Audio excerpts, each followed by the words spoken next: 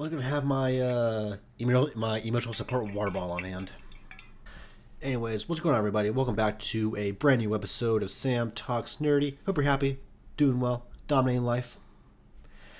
As I mentioned in my review of One Piece Season 1, I'm here to give my rankings of the arcs of Season 1. So without further delay, let's jump over to my desktop. Okay, so here we are with Tier Maker. We have S tier, A tier, B tier, C tier, and D tier. I honestly couldn't really think of anything better to put for the names. But down below we have, oh man, I thought I had these all rearranged. So these are a lot of order, but we have Romance Dawn, Orangetown,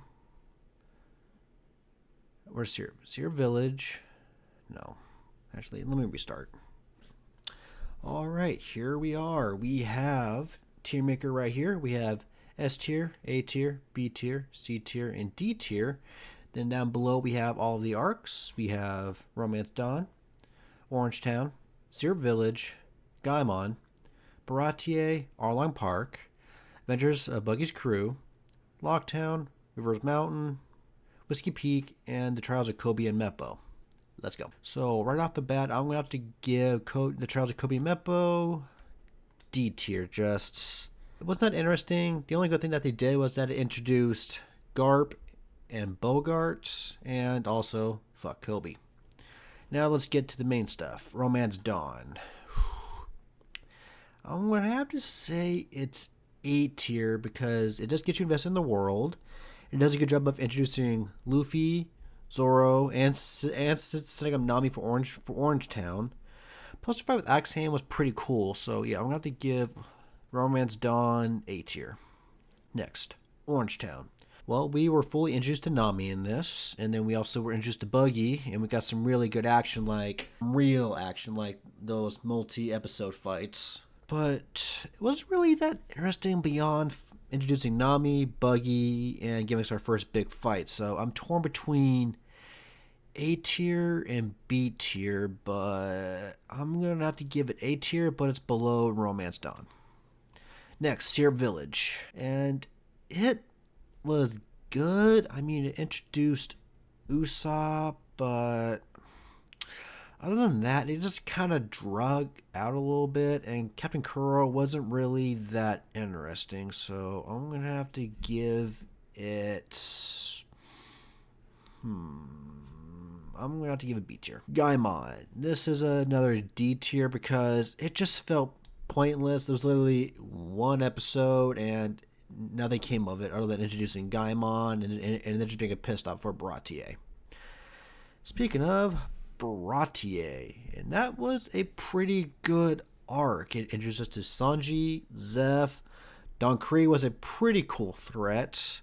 I also loved the, I guess, side story of Geen kind of having this crisis of, are we doing the right thing? I came here to help my captain. Now he wants to take over the restaurant. So that was a really cool little side plot of the arc. So I'm going to give it A tier. That is actually above Romance Dawn. Oh, there we go. Next is Arlong Park, and this is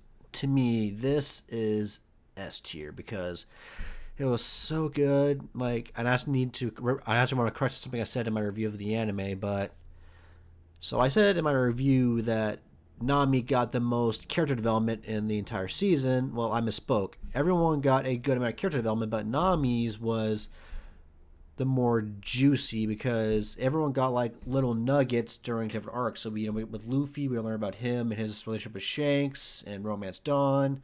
Then in Baratier, we learned about Zoro and Sanji, and then of course in Syrup Village we learned a bit about Usopp, but nothing about Nami. But that was because they're saving for Arlong Park, and just, oh man, that stuff was a punch to the gut. Plus, Arlong is a pretty cool villain. Like I mentioned in my review, he is probably one of my favorite villains so far.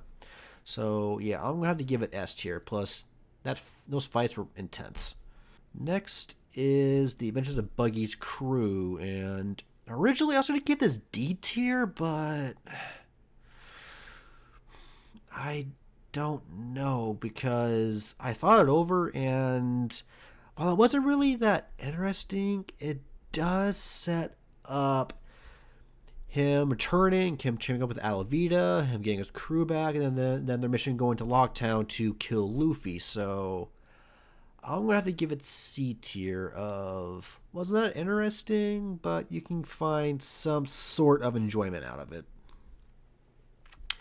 Next is Locktown, and after the ride that was on Long Park, this was a nice little break. It's just everyone chilling out, going around Locktown, getting supplies, shopping, doing random things. Like, we had Sanji doing the cook-off, then we had Zoro going get Daddy Masterson or Daddy the Father. But I mean, what it was really that interesting with the exploring. But once Buggy and Alvia showed up, and then Smoker kind of got clued in on them, and they all kind of reconvened at where they killed Gold Roger, then it got interesting. So I'm gonna have to give it. Can't think. I gotta think about this real quick. Yeah, I'm torn between A tier and B tier. I'm gonna. Man, I don't know. I feel like I'm afraid that like when people see this, they're gonna be like, "What are you thinking, you effing idiot? No, Locktown should be B tier, or it's the worst arc ever." Just, I always get very paranoid when I do these kind of things, but you know what? This is my choice, and I think it should be an A tier, and it should be below Romance Dawn. So far, Orange Town seems to be the lower and A tier. Next, Reverse Mountain. And again, this is, to me, I think another B tier because just nothing really happens other than them getting the log post and them being on their way to Whiskey Peak. And of course, we get the setup of Baroque Works. So there's that. And also, it was pretty funny. I love the part where they're all like going into the whale's mouth. They're all like freaking out. So I'm going to have to put this in B tier above Syrup Village. And lastly, Whiskey Peak. And oh man, this one's challenging because we got a really cool moment with Zoro and him fighting Bro Works single-handedly. Then we got the fight between him and Mr. Five and Ms. Valentine. Ms. Valentine, or is it Ms. Valentine's Day?